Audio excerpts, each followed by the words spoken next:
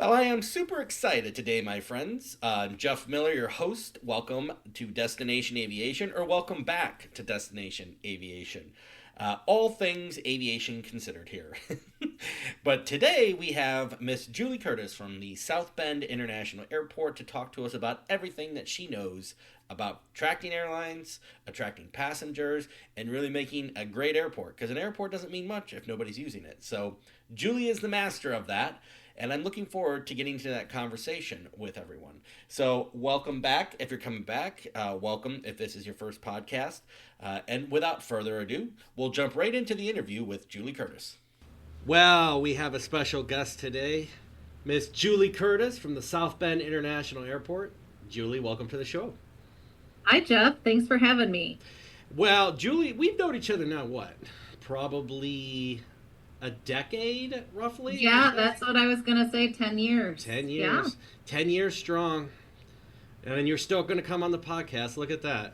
That's something, right? You know it. Anything for an old friend. Well, you know what? I appreciate you calling me an old friend, because I remember one time we went flying together, and I think you had said I wasn't a real pilot. And not that that stung. It didn't sting at all. I think I probably did say that. I do recall saying that. Yeah, you're just a fake pilot. Just a fake pilot over here, Jeff. And that's why I went into the podcast business, because I knew my career was over at that point. Oh, but you were the first pilot to ever take me up in a smaller airplane. Wow. So that was a big deal. So there's been more since then, though. No, it was the first and only. First and only. Okay. You know, maybe that comment got around. I'm not saying how it would. It's possible it was out there somewhere. But no, thank you for being on the show. I really appreciate it. And a couple of things. You know, obviously I pulled up your LinkedIn because I tried to do a little bit of research about your past. Yes. And we talked a little bit about how we know each other. But you have had so many wins in South Bend on the airline side of the world. One, I think people would be really interested in your insights there. And then, you know, just things that you see in the industry. I know if you listen to the last episode, we talked a little bit. May 7th is looming with the Real ID, which that's been going on longer than we've known each other. That's been like 20 years that they said. Yes, it has. Yeah. But I guess a little bit on your side, and the mic's yours, but you want to talk a little bit about how you got in the industry? I mean, looking at your background, I see a lot of marketing, which I'll be honest, I mean, we've talked a lot, but I didn't know how much marketing background you really had until I looked at your LinkedIn profile here. Yeah, so my degree is actually in advertising from Michigan State University, and I have over 25 years of experience. I've been here in South Bend at the airport for almost 13 years now. My current role is Vice President of Marketing and Air Service Development. So at an airport our size, I wear a lot of hats and do a lot of things. I do have one person that works under me, so I am a team of two. We are small but mighty. You know, you asked how I got into this role. If you would have told me, I don't know, 15 years ago, 20 years ago, that I would end up in airports, I would have told you that I was crazy or that you were crazy. I always have loved to travel, loved to fly. I've flown from South Bend. We've lived in South Bend for about 23 years now. We're supposed to be here like 3 to 5 years. Fast forward 23 years, we're still here. But I'm kind of digressing a little bit. I love it, though. Keep going with it, because, you know, it's interesting to me that you went to Michigan State, but you're such a huge University of Michigan fan. Well, that is not true. Oh, you want me to remove that part? I'm kidding. No. And your husband went to Michigan State as well, right? Yes, my husband went there, and then our daughter is a current Spartan. So, yes. Our family definitely bleeds green in the land of the Fighting Irish. So, which we'll talk more about football, because with what I do in my role and football and additional flights that we receive because of that, that's a huge thing. But getting back to, you know, how I ended up at the airport. So, our director started here 13 years ago as well. And when he started, my position was vacant. It had only been in existence for about 2 years. I knew it was vacant. I had worked with the previous marketing director here in my previous role. But I saw the job was open, but I thought, I'm not going to apply for that. I know nothing about air service development, and that was half of the job. Um, Fast forward, the executive director at the time of our Convention and Visitors Bureau was on the hiring panel for my role. They did a national search, went through it. Nobody was really, they thought any of these candidates can do it, but he said, "Hey, have you met Julie Curtis yet?" And Mike had not yet. He was still only about 6 months into our community. I had not had the opportunity to meet him. And he said, "Well, let me make a connection." And so fast forward, send my resume, get with ADK, do all of the testing, phone One-way interviews. interviews? What's that? One-way interviews? Yeah, Yeah. no, because that wasn't a thing back then. Oh. It was question, like you type type it out? essays and whatnot. Now, Yeah. you were director of marketing at the downtown South Bend. Is that when this was all taking place? Yes, that's exactly right. So, yep, I was there for a couple of years with DTSB. It was a nonprofit organization. We worked to promote the downtown area, grow businesses, and my job was really event management, getting businesses additional exposure and whatnot. And through that role, I got to meet a lot of key community leaders. And really, that is what led to my job here. It was because of all the connections that I have in the community. So South Bend is, a decent sized community. We're not super small. We're not super big. But the interesting thing here is everybody is so connected. So our director had said, "Hey, I have been here long enough. I know that I'm struggling with, who knows who in the business world." And so he knew he could teach aviation a lot quicker than he could learn the ins and outs of the community. And so that's ultimately what led to my successful hiring.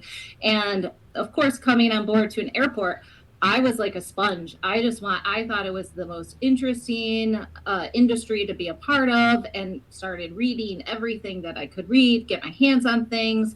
I asked a ton of questions, and here we are almost 13 years later, and I'm still in my seat, loving my job. Well, and you really are. I mean, you have such a huge knowledge base of the industry. I mean, you would never know. I mean, from your trajectory from there to where you are now, that it's been, I would say, still a short time. To the knowledge base that you've gained over it. And so when you were working for, was it downtown South Bend? You were basically like a consultant or contracting to the airport. You had some dabble in it, or No, so I ran events in downtown to get people to come downtown. yes. A reason to get people to come downtown. Also, I should note that our downtown has changed dramatically in the time since I have been there. I'd like to say that I kind of got things rolling, and there's a lot of programs that are still in place that I did in that role. Well, I remember when I lived there, to your point, I mean, what you guys had done down there, because I was kind of in that middle phase where it was in transition, but it's lovely downtown. Yeah, and so we needed sponsors for some of those events that took place. And so the airport was one of the many sponsors that I had. And obviously, being the economic engine that it is in this community, I knew my predecessor very well, and, knew that she had a great job at the airport. But again, aviation, I can do marketing for anything and learn any industry. That's not a problem. It was the air service development that, was a completely new thing for me to learn. And I mean, the results, we'll talk about it, but I think they speak for themselves on what you did there. So it's Yes, interesting thank because, when I came up in the industry, I really started, cutting grass and painting hangars, and that's my redneck paint and hangers is how I started in this industry back in my day when I had 3 hairs instead of none. But back then, I remember going in the terminal, and I was looking at radiology at the time, and that didn't pan out. And I was like, there's got to be someone who's like telling people where to put ticket counters and stuff, right? I want to be that guy. And it's interesting though, because so then I went and got my degree in it and everything, and I was like, oh, I'm an airport person, look at me.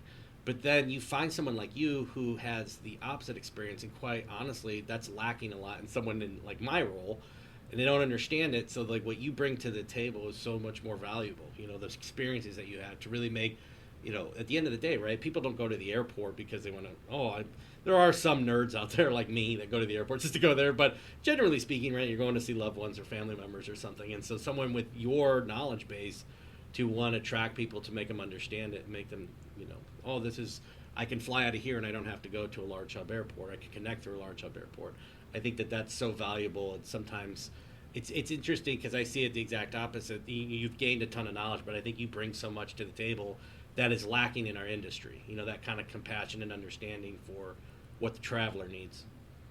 Well, yeah, and I think it was, really similar to what I did when I was at DTSB. People would say, "Well, there's nothing to do in downtown South Bend, so why would I go there?" Well, there was plenty to do. There was, all kinds of things. You just had to open your eyes. It's the same thing when I started here at the airport. People would say, "I'm not flying from South Bend because I can't get anywhere."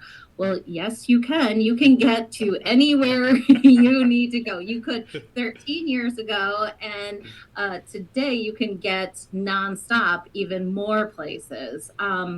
So yeah, it's just that perception twist and showing people what your value proposition is. And in South Bend, I think the whole industry, we all talk about COVID. Obviously, that hit every airport very hard.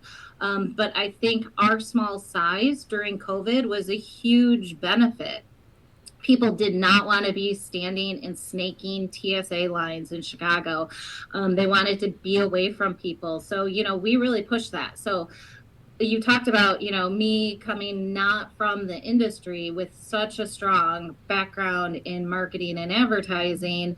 One of the things that I knew, a lot of people, when something like COVID happens, they're going to pull back on their advertising. And I knew that that was something that we could not do. Immediately when COVID hit, yes, we did pause our advertising, but once it was made known that travel was safe, we continued our messaging. And my budget wasn't necessarily the exact same as what it was before COVID, but it was important to me that we had that messaging out there. And our messaging was that it is safe to fly. You can get anywhere you need to go. From SBN, we don't have the lines, again, safety, cleanliness, all of that. But I kept that advertising going, and it was really important, I think, because it gave people an option. They thought, hey, I don't want to stand in those lines at the bigger airports like O'Hare, like I said earlier, but, they could come here and they tried us, and then they said, oh, flying from South Bend is so convenient, which was our biggest value proposition, before the pandemic. It's convenient. You don't have to travel to travel. You're home when you get home. And people really saw that, oh, a connection is not a bad thing. And so I think that really helped us. And so I would say that that's one of the positives that came out of COVID. Yeah, no, I love that. And I know I have said it to you, but just for everybody listening, I will add it in here because I thought it was so amusing because, obviously we know each other and I know all the good work that you're doing there. And when I had the privilege to work with you when I was in South Bend, I know how much you guys pushed about, hey, we're in South Bend, you don't have to go to O'Hare, you can travel O'Hare.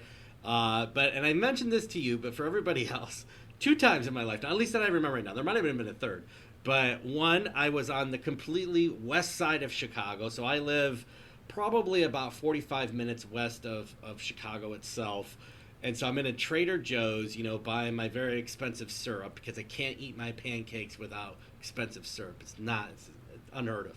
So I'm in there getting my syrup and my fancy nuts, and I hear someone down the way, and all I hear, because they're talking low, is the lady slaps and goes, "Hey, stupid, just fly out of South Bend."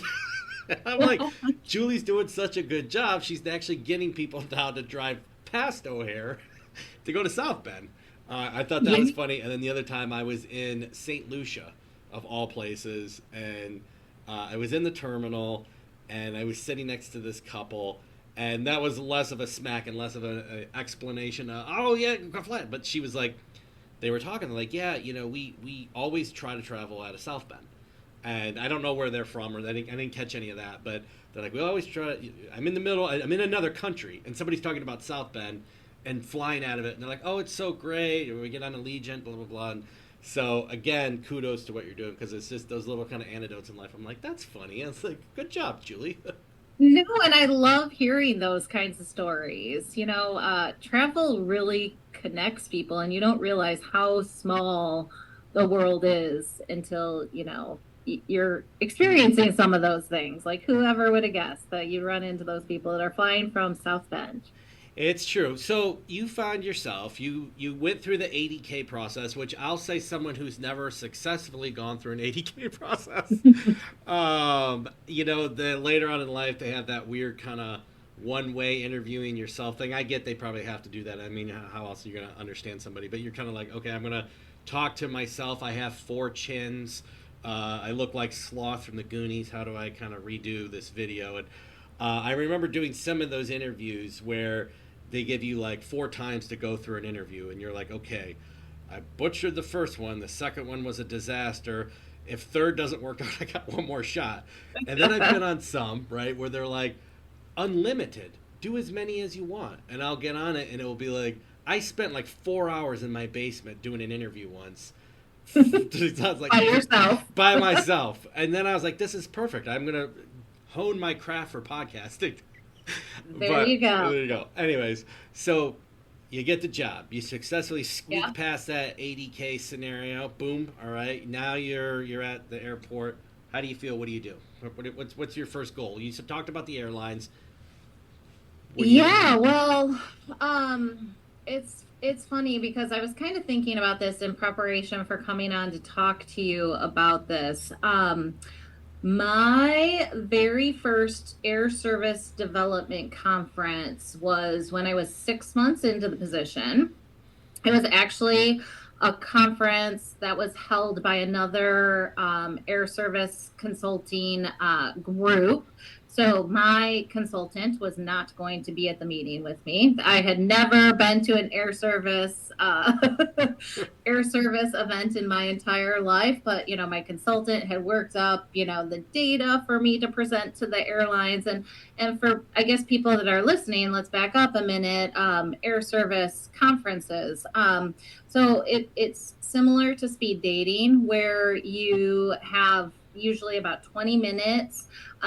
It's the airport on one side of the table, the airline on the other side, and you need to pitch to them routes that make sense for your market. And you need to give them a reason to want to go back and look into your market further.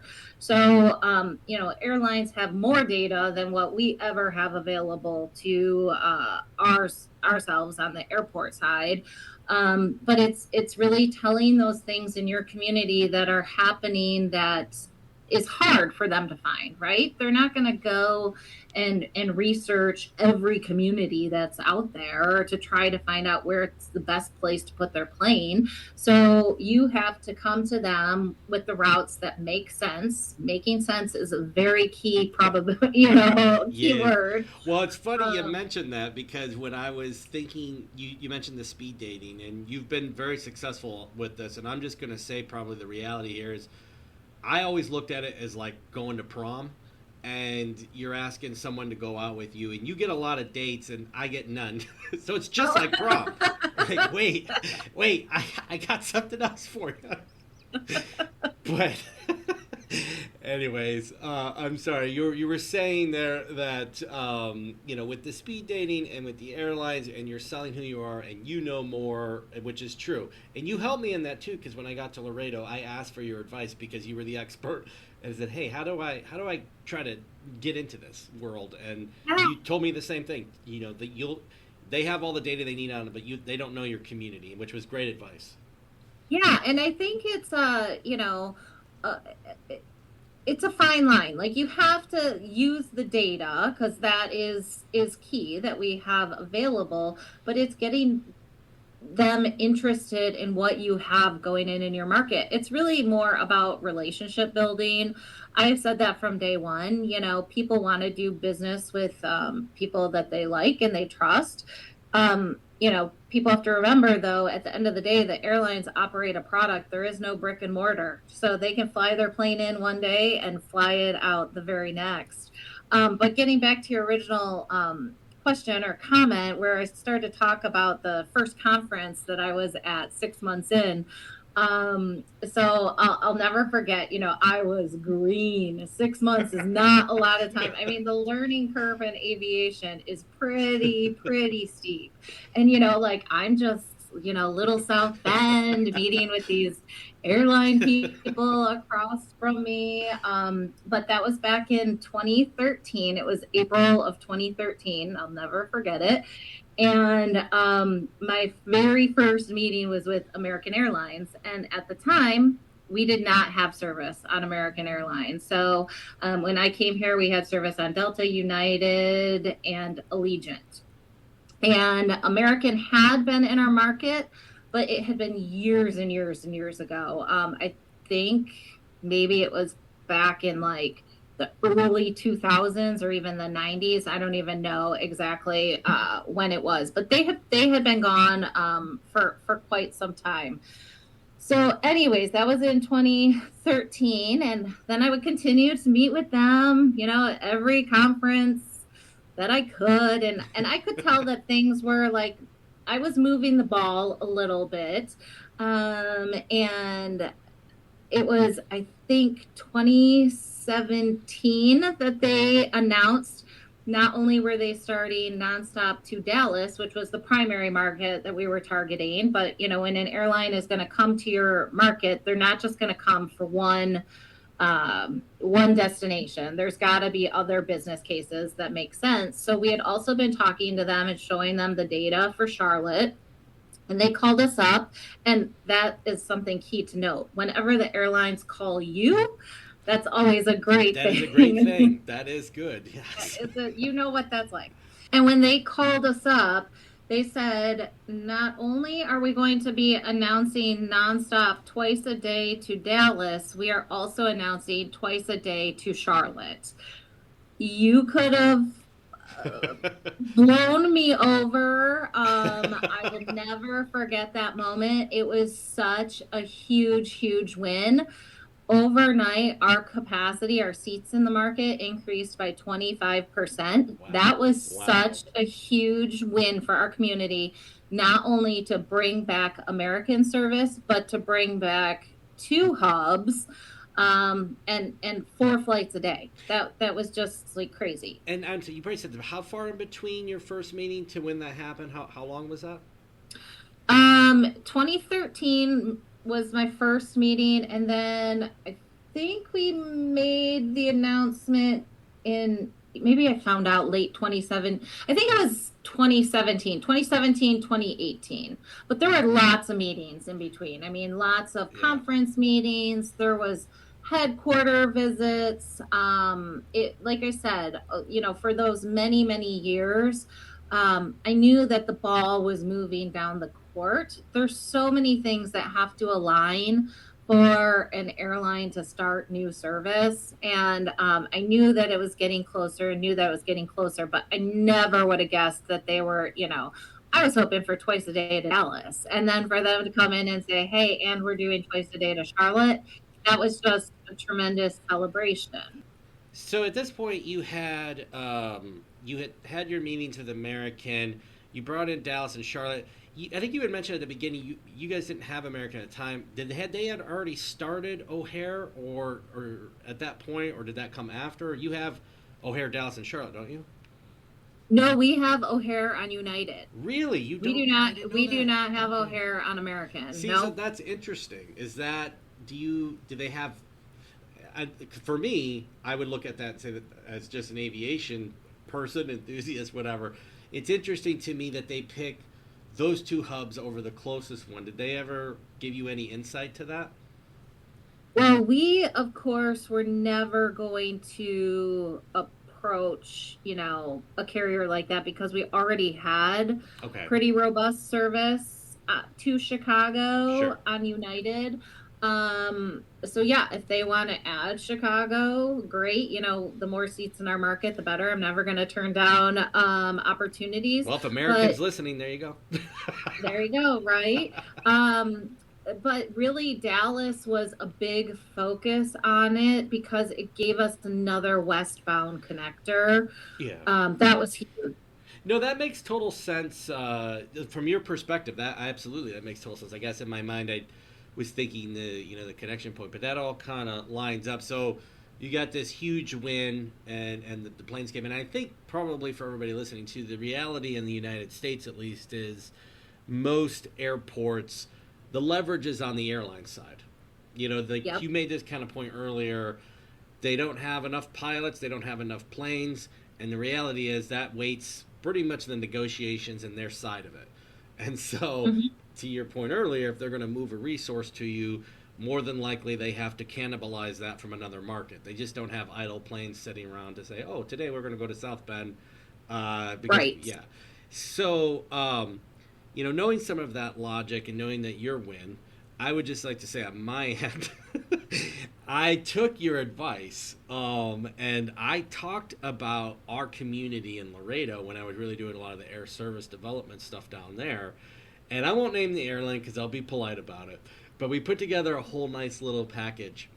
And I remember I walked down like you was like la la la la la, and I sit down and like good morning, and I hand over my stuff, and the guy opens it up and he does this. He looks at it, he opens it up, and he goes, ugh.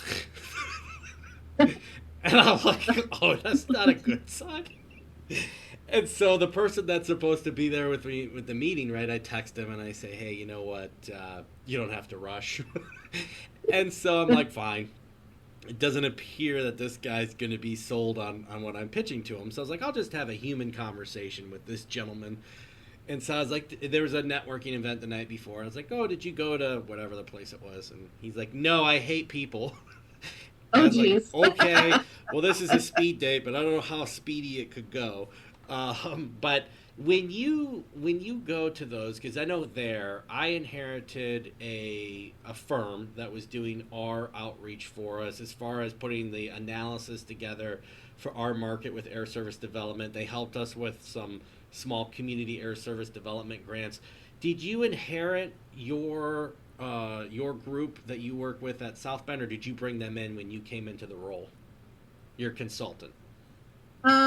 So our gosh, that's going back. So I think when our director got to this airport, there was a consultant that was being used. Prior to me coming on board, we ended up switching consultants, and I wasn't involved in that selection process. I don't think. I mean, maybe I was. Gosh, that was a lot of years ago. Sure. Maybe we did do, and we would have done an RFP for it. And I don't recall if I was involved in that. But the consultant that we have been using now, we have been using almost the entire time that I've been here, and he's great. He knows our market. Him and I jive very well together. He knows the data inside and out, and I'll be honest, I do not know the data inside and out. Sure. So we make a good team. But I think, one of the things that you said, just having that small talk and building those relationships, that is so important. At the end of the day, we're just people working with other people. That's very true. That is very true. It's funny. I was on a panel yesterday for the Airport Minority Advisory I think Council, AMAC is what the C stands for, but it was myself, Tracy Payne Henry, who runs the Chicago O'Hare Airport, and then Clayton Stanbrown, who is the Deputy Director of Aeronautics for Illinois here. And Tracy had mentioned, they said, what's the one thing that you could offer youth in this, in one word, in this career field? And she said networking. which, and then she elaborated on it. And my one word was ditto, because it's networking is it, right? It's what it's all about. It's, that, like when I got to Laredo, that I could reach out to you knowing that you're an expert at it and say, hey, what can I do to better my situation down here with the airlines? And so knowing that I had some conduit there to reach out and ask you that was great. Now, you had said that when you first got there, you had Delta, Delta, United, and Allegiant. Is that correct? Yeah. And now how many airlines do you have? Now we have 5. 5. So we've already talked about the addition of American, Yep. Which has been great. I'll also never forget, they had came into our market and they said, our goal is to become your number 1 carrier from a market share perspective. And I thought, whoa, that's a pretty lofty goal, like, Yes. but hey, it was great. And actually, 2024, they were our number 1 carrier by Really? seat share. Yeah. Wow. Is Yeah. that Yeah. pretty So they even? did it. That's awesome. Is that pretty evenly split between Dallas and Charlotte, you would say? Yeah, I would have to look at the numbers specifically. But yeah, they have since upgauged the aircraft that those routes are on. Our frequencies have increased. So there's been a lot of wins. So, air service, that's one thing that we really haven't talked about is, of course, the new airlines, new routes. Those are the most sexy of all things that we do from this position.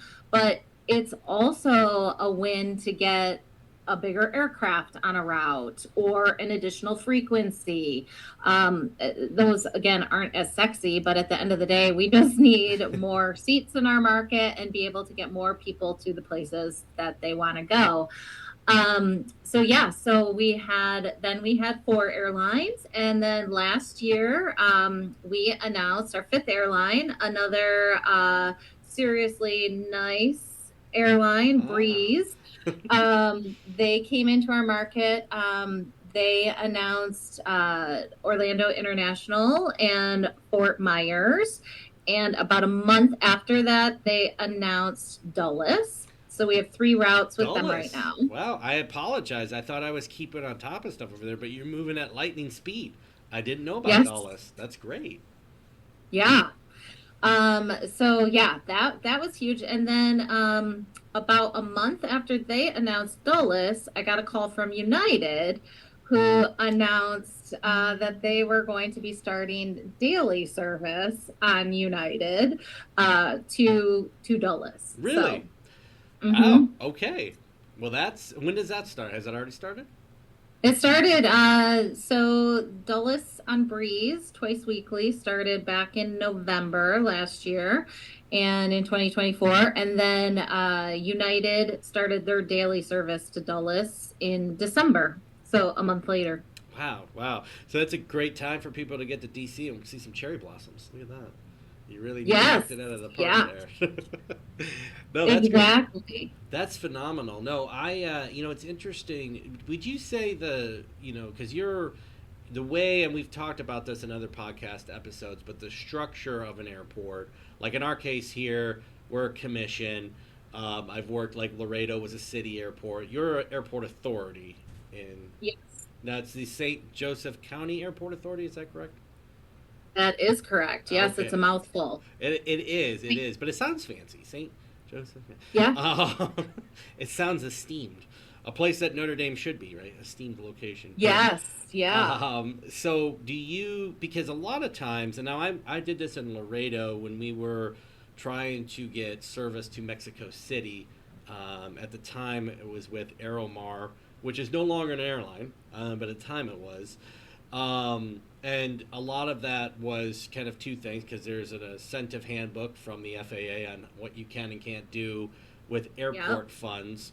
But do you work with your community to come with incentive packages, or do you work kind of exclusively with the airport? Does being an authority help you think at all, and giving you some latitude in these conversations, or what's your thought on that? Does it matter? Does matter? Somewhere in the middle? I think that it does matter. We have a small community air service development grant that we were awarded for, and it was written for Dulles, LAX, or San Francisco. And we did that with the support of Breeze. So that was fantastic. But per that handbook, you cannot offer an incentive for another airline to come in and operate that exact same route. With the new routes, we have our air service incentive package that is standard, marketing dollars for new routes. We have some fee waivers and whatnot. And those all have to be published, and ours are published on our website like they should be. And then even now, because the FAA changed the handbook, oh gosh, I think just like within the last couple of years, and now you have to actually publish any incentives that you have awarded on your website as well, that you previously did not have to do. So that's all out there for people to see. And one of the things that's been great historically in the state of Indiana is that our prior governor had a big focus on air service development and what that could do for communities, quality of place, businesses locating there. Everybody with there is no great community that doesn't have a thriving airport, and he saw the value of that. And so the state, the Economic Development Corporation, they actually work with airlines, and we're not involved in those conversations at all. So, is there any airports involved in those, or is it strictly state officials and the airlines? Is that? I think it's typically just the state officials and the airlines. Very interesting.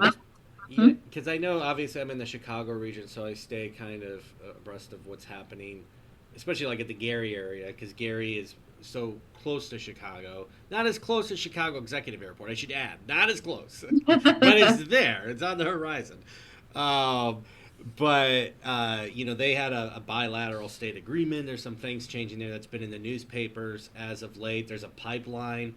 The pipeline, I guess, runs from it's Indiana. It's like British Petroleum, and it runs through the Gary Airport. And there was legislation about trying to tap into it. And I believe the new chairman over there at the Gary Airport used to be the federal rep for that area. So a lot of changes. Like I said, they're looking to, I think what I saw in the article, to end the bilateral state agreement. So we're all kind of in flux right now, right, on the legislative front, trying to figure out the next step there. But so a lot of wins, it sounds like, at least in that market. So now you have your airlines, you have your core airlines. Yeah. What do you on the marketing side to it? Because when I was there, and I think you've done some wonderful things in the terminal, kind of creating that sense of place. Your concessionaires, and as a matter of fact, I don't know if it's still the same today, but if you, at least before, when you would travel to the South Bend Airport, your voice was over the PA occasionally, right? I think, wasn't it down at the exit lane? It's still there. It's still there. In our exit lane. Yep, we were just talking about that today. Excuse me. We hosted. We were doing a tour with an economic development agency that has a new CEO, and as we were coming out, they're like, "Oh, there's a friendly voice." So my voice is still there, reminding you not to stop or turn around to keep moving forward. It's a friendly voice, but a voice you wouldn't want to mess with, right? Don't turn around. You just keep on walking. Of course. See, if I put my voice up there, people would be running through that checkpoint all the time. Be like, that's not authoritative. I'm going to go in there and play my banjo, and I don't know why they're doing that. But so the concessions, all that, do you have a hand in that at South Bend? And I apologize, I don't remember exactly if you do, but I think you do. Right? Yeah, so I was involved, I don't know. It's probably back in 2013, 2014, we did an RFP for a new concessionaire. The concessionaire that we had previously just was not, did not want to upgrade anything, did not provide good service, and that's the biggest thing. We had at the time about 60% of air travelers in the region leaking to Chicago. So they were getting on the road to drive to Those Chicago. Chicago So people. How dare yeah. they? So, but what are the things that we can do to keep people to get people to want to fly from South Bend? It's that excellent customer service, so we work very closely with our local TSA managers, and we hear compliments all the time from people like, oh my gosh, your TSA people are so nice. They smile at us. They don't bark orders at you. That's really important. And so we did do an RFP, and we actually have a local concessionaire in right now, South Bend Chocolate. It's a well-known brand in our area. They also operate restaurants and cafes. And our big thing was fly local. What does that do for your economy? There was, around that time, big push for, shopping local. It's the same concept. All of that helps spur your local economy. And so when the owner of South End Chocolate came in and did his presentation, and he is talking all about local because that's his brand. It's just what he knows. And little did he know that that was exactly what we were looking for. And so it has been a great partnership. People enjoy it. They love being able to take South Bend Chocolate, prepackaged chocolates, as, gifts to family and friends that people are visiting or whatnot. People can grab a drink, grab a coffee. Their specialty coffees are well known. So, I yeah, that local piece is really key. it's funny. I don't know if you remember. This was a little while back now, but I had sent you this at the time. I was in Ohio visiting family, and there is a series of islands outside of, well, it's Port Clinton, Ohio, so a little bit to the west of Cleveland. And there is a shop out there that sells South Bend chocolate, and they have a big sign, and I was so ecstatic. I think I sent you a picture of it. Ooh, You did. South Bend chocolate in Puddin Bay. And when I did my interview in South Bend, you guys sent me home with a nice little South Bend chocolate bouquet of chocolate. What do they call it? Gift basket, a Yeah, gift let's go. basket. Yeah, that's probably the more proper term. A bouquet of chocolate, says Fat Jeff. Mmm, delicious. But I still have the coffee mug that says, because I know, because every Nice. time I go to microwave it, I say, don't do that again, Jeff. You're going to blow up your microwave. Because it's so fancy and nice, it has metal in it. Oh, oh, look at that. Yeah, Yes. it was. It was. So then, because that kind of creating that sense of place there where, because you're doing a lot of construction right now at the airport, right? You're doing Yeah. a redesign, or I say realigning, maybe not a redesign, but realigning of Taxiway Bravo. Is that correct? Yep. So we are going to be entering the fifth and final year of our taxiway Bravo realignment and terminal ramp reconstruction project. So we went west to east with this project. Current safety guidelines are that a ramp should not be connected to a taxiway. Our taxiway had some interesting geometry, let's just say that. So we're aligning that so that it is a straight shot across. And then our ramp had previously actually sloped slightly towards the building, which was not ideal.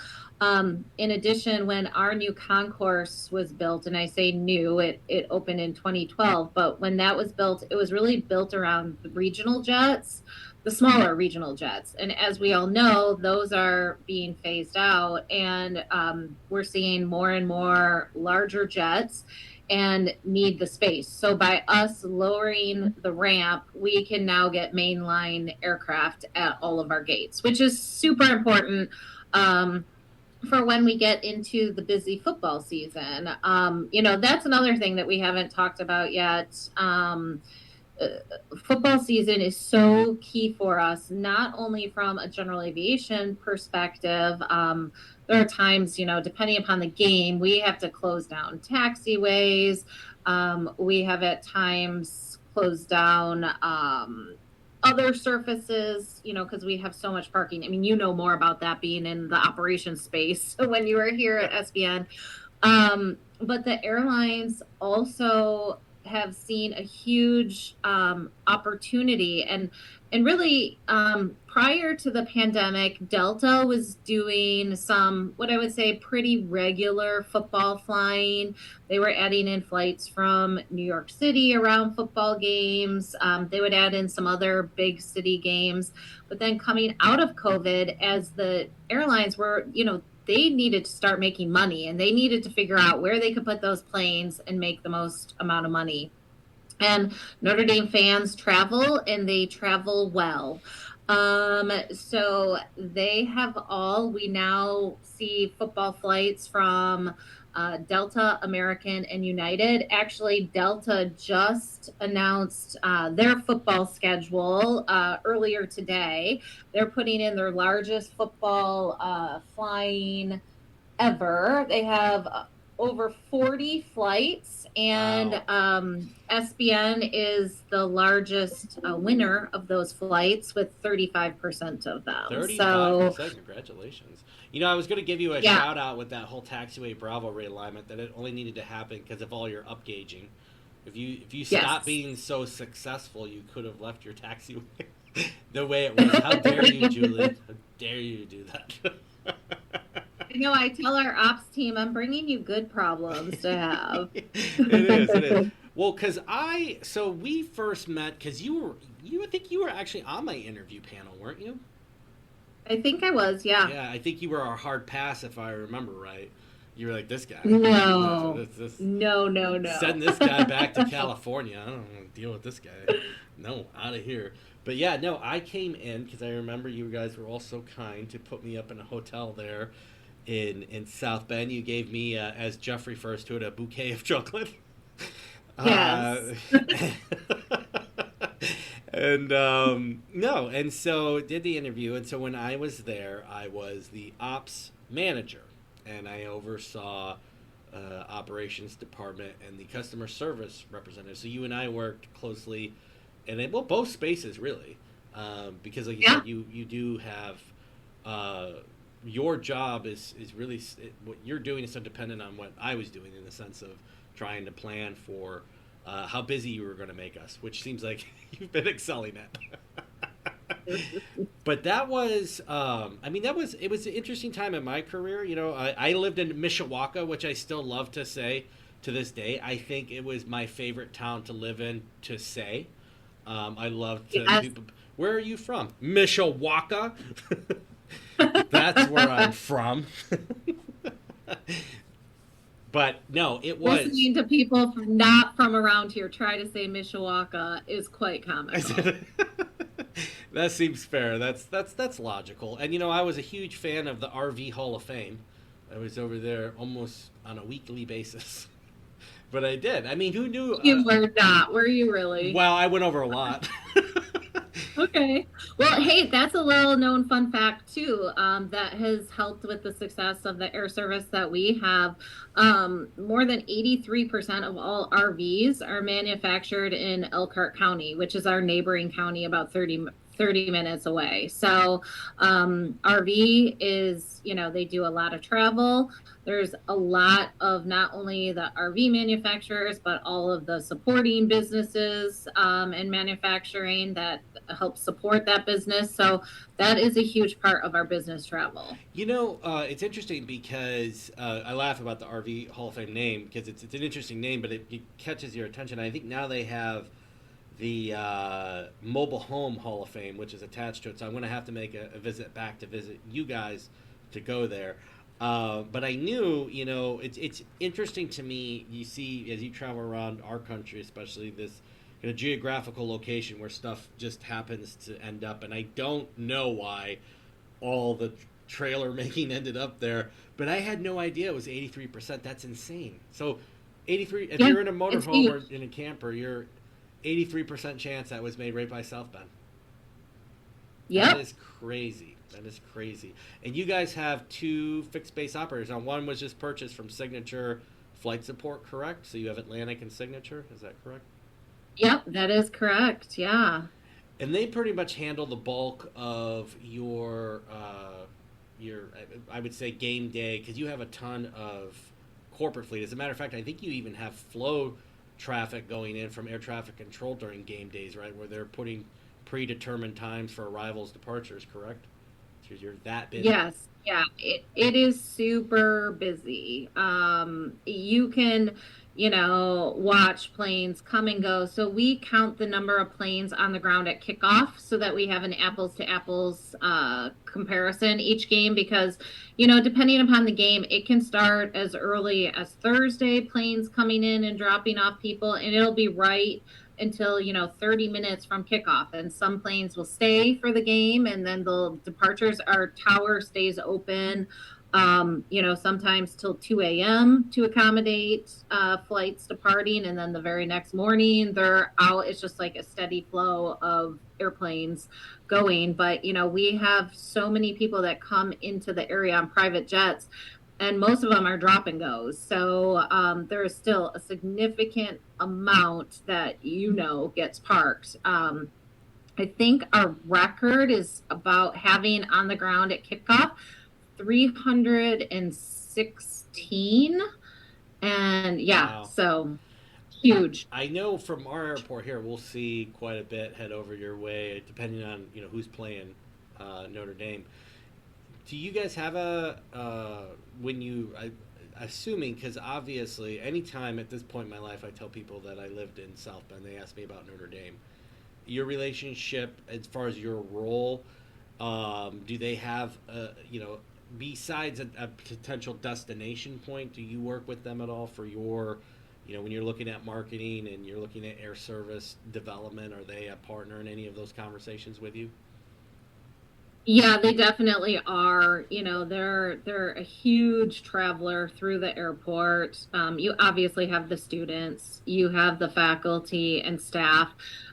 So yes, we work very closely with their procurement department, their travel department. They have actually an agency that they utilize, so I'll work with them to get data that helps support what we're trying to push to the airlines. We have a great working relationship with Notre Dame. When we need, letters of support for a SCASD or whatnot, they're there.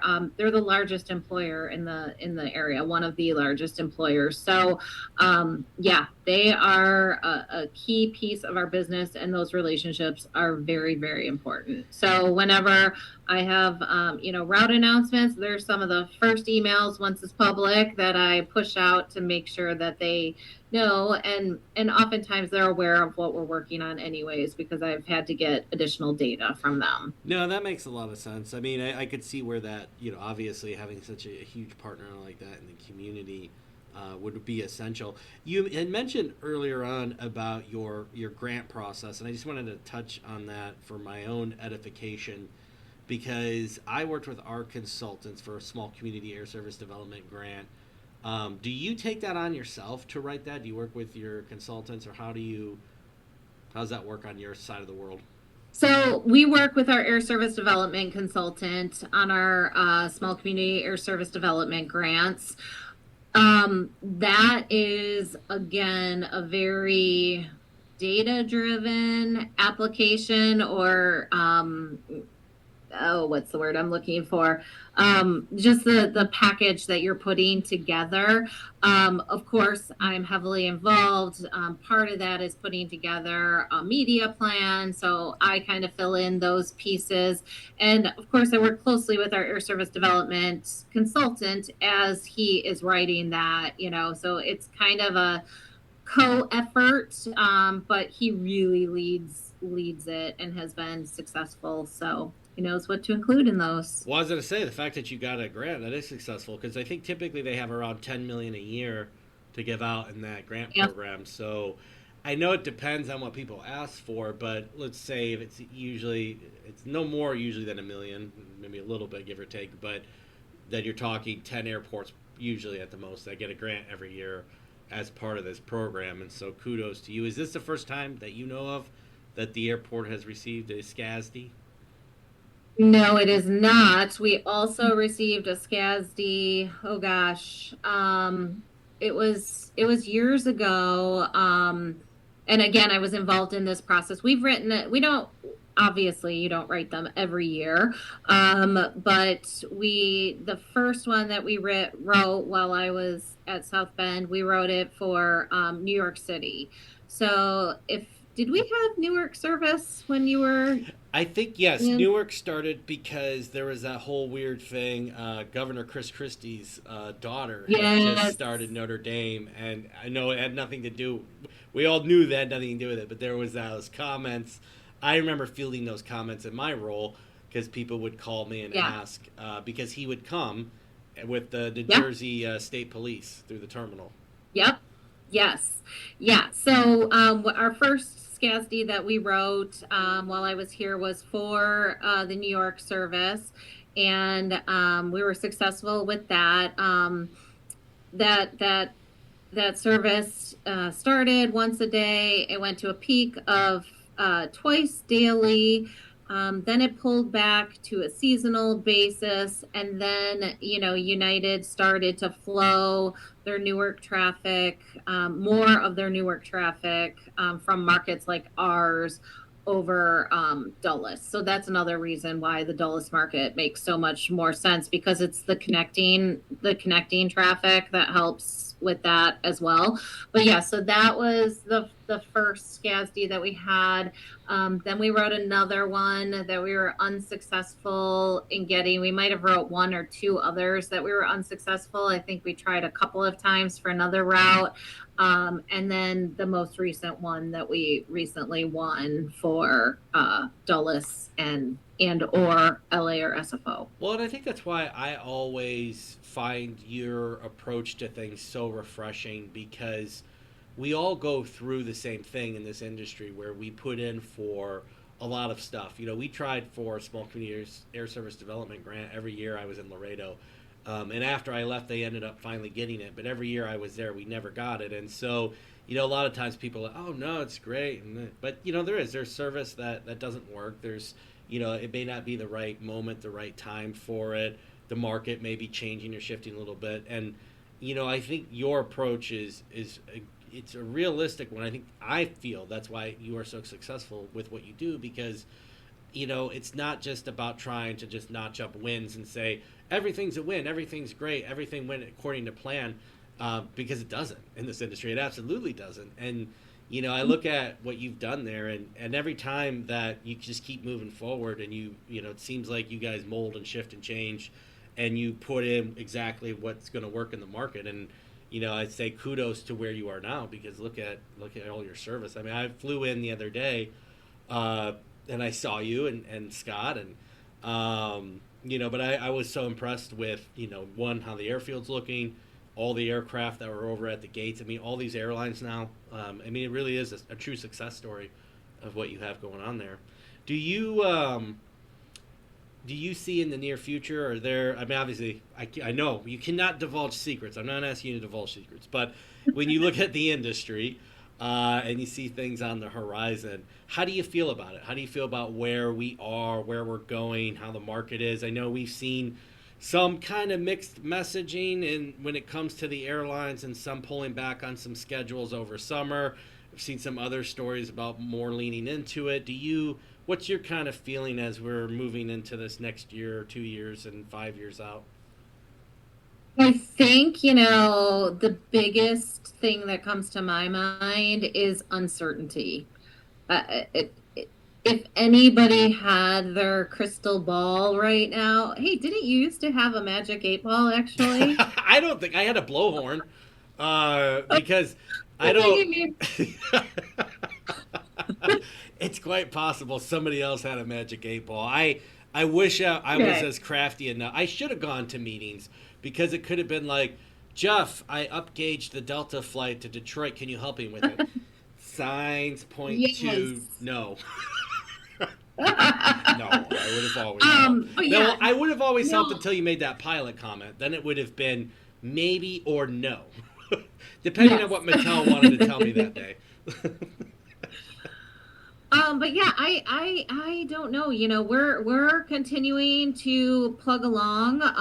The one thing that you're hearing from the legacy carriers is that, the premium market is not, really being impacted at this point. So that's why I think it's great with us having, that little football team up the road. Just a small Those little. are What was their name yeah, again? It's escaping me. Sorry. those are premium travelers. So I know that those seats that are coming into our market, those will get filled. But yeah, I just wish that somebody really knew what was going to happen. But I think that's one of like the most interesting things about this industry is air service development is a marathon, not a sprint. There are some things that can happen really quickly or happen, seemingly go from nothing to a sprint, but we're never done. So regardless of what's going to happen in the industry, I mean, right now I'm focused on, how can I find us more seats to have in our market? But there are times over the years that, keeping the seats that you have, that's considered a win when you don't lose anything. You might not be growing, you are just flat, and that is considered a win. So yeah, I don't know. No, I love that. On our end, we've seen, it's interesting because some months, on kind of the general aviation side of things, we've seen, I'd say, somewhat of a plateauing. And then, this last month we were up over 15% in total traffic volume. And it's interesting how things kind of ebb and flow. But to your point, I mean, as far as I love the marathon analogy there, I think that that makes a lot of sense, especially for anybody that's been a part of this. So if you had your dream job, would that be running the Lansing Airport and dealing with that little football team, or what do you if you had a crystal? Let's say you had yourself a Battelle Magic 8 Ball. I don't know how Yeah. it could get you what you want, but is there something in this industry that you would say, you know what, that would be really cool? Not saying you don't love it. I know you do an amazing job, and you guys, what you have going on there. But let's just say it was up in the air. Is there something that you're like, yeah, that's something I would love to Um, do? no, it's people ask me all the time, like, oh, are you interested in being a director? And the answer is no. I don't want to do that. That seems fair. Like I said, my degree is in advertising. My entire career has been in marketing. That the creative nature of that, not to say that, the ops side of the house doesn't get creative, but my brain just does not work that way. So yeah, I don't know, recently I was asked to apply for a position, and I was completely honored when the recruiter reached out to me about it. It's not the right time for me and my family to be looking to go anywhere, and I feel like there's still some things on the horizon that are gonna hit South Bend that I want to be the one to get credit for because I I've love been that. working on them. Well, and I love it. And I think too, in my role now, I do gravitate towards the creative side of stuff because a lot of my life I've spent in the operations side, and I've always found that kind of creative release to be good. Coming up with little T-shirt designs and stuff here at the airport. The people that kind of resonate and that they like, because it is, if you can create that experience when people go to the local airport, to the points you've made earlier, that's where you win. And I think that's honestly where you've been winning for years now with what you've been able to do for South Bend. If you were traveling, let's say, and you were stuck, and this is a silly question, but I'm going to ask it. You know what? I'm going to ask this silly question after I ask the next one, because I know you heard my last silly question, and I just want to confirm. You think clouds taste like marshmallows too? Is that correct? I do. As I was listening to that, I said marshmallow. I told you I was going to have no I got you questions, but I just threw one out there. I could see that. I don't know, in my mind. I've heard some things that people don't think they would taste like cucumbers. I think I'm just going with cumulus and Q. I don't know. That's where my mind Yeah. went. But I totally get the marshmallow thing. I really do. I guess because marshmallows seem a little thicker to me, that maybe it would be a little lighter. Like just a cool, crisp taste, like a cucumber salad. But if you were on a stranded desert island and you could only take one airline food with you, what would that be? The little treats they give out on the airlines. What would you take with you? Oh, airline food. Um, I actually just bought them at Ooh, Costco did you? yesterday. I wonder what it So, do is. you know what it is? Well, I'm gonna. Biscoff cookies. What is it? Biscoff The cookies. Biscox cookies. Okay. Yep. Biscoff cookies. Yep. I Yeah. just I butchered think it, those but are. it's what? No, I just think they're good. They're not too sweet. They're like if you're hungry, they tide you over for a little bit without giving you that sugar crash. So, you know, they're a good. I like them myself, and I don't categorize myself as a germaphobe, but I realistic about where my hands have been, especially when traveling. And so Yes. I like them because you can open the package and kind of nibble on it, and you don't have to get it all over your hands. And then I sit there with crumbs down the front of my chest, and nobody on the plane wants to talk to me at that point. So it all really worked out perfectly. But you know what I like, and I'm going to tell you up front, is those United is it Stulpman, the little Droop waffles? waffles. Oh yeah, Yes, droop waffles. those waffles are delicious. Those are I good. know, right? Yes. I could eat. If Yeah. I was stranded on an island, I would eat those. I would just dip them in my coconut.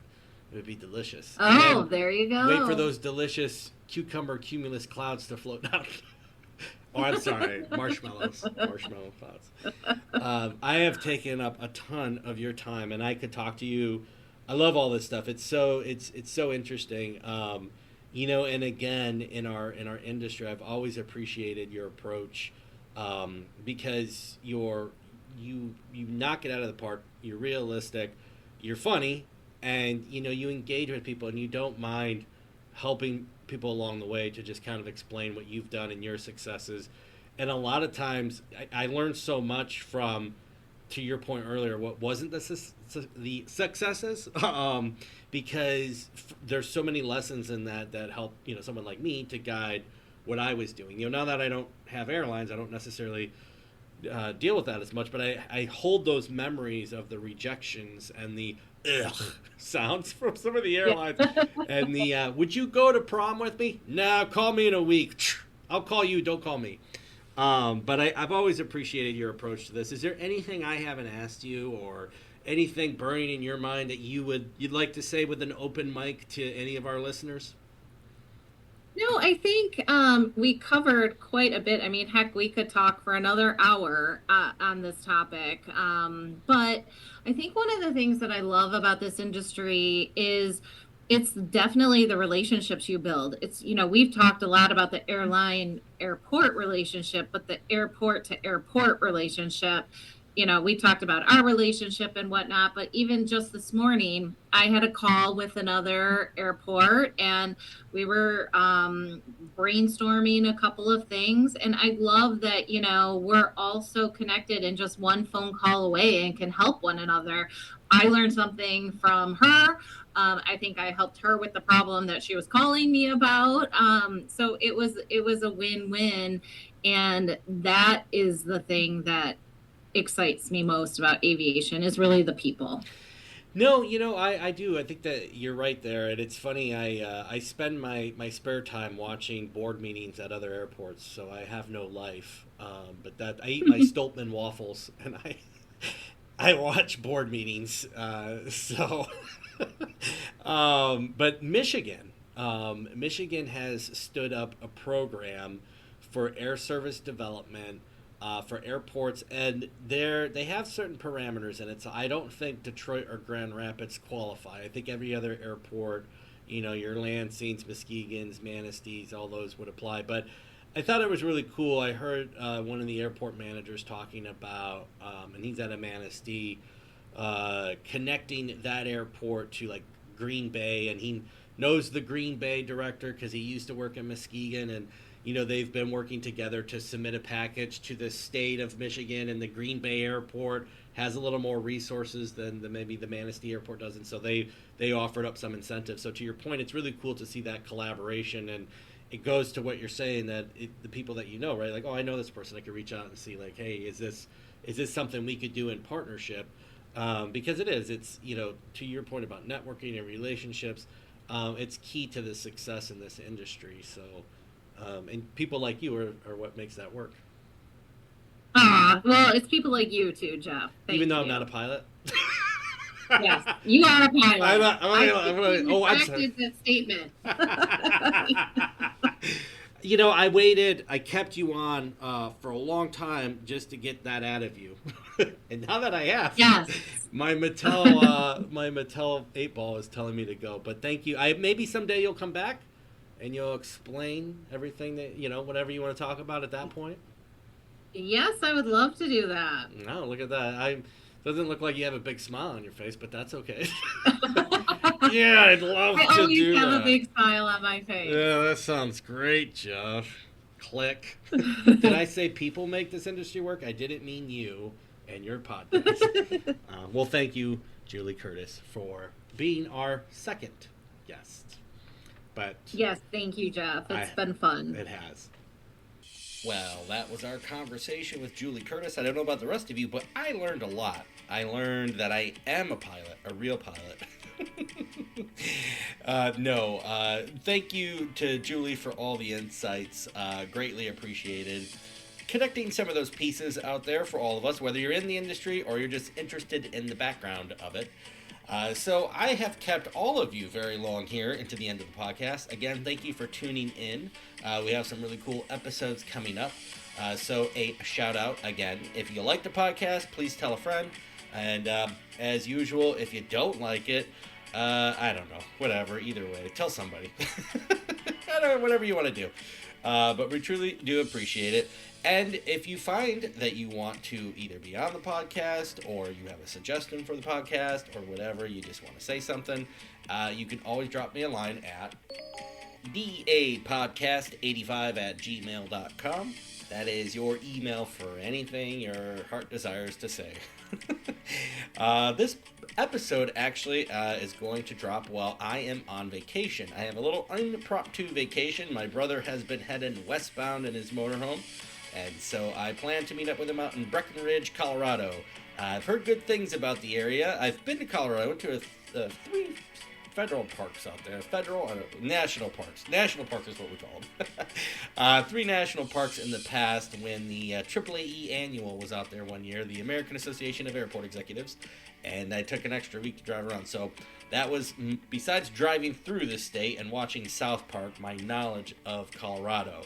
Hoping to see some cool stuff, maybe some cool airports, some aviation stuff while I'm out there. But this episode will be dropping while I am in the snowy peaks of the Rocky Mountains. And that John Denver's full of shit, man. But until next time, my friends, I will see you down the runway.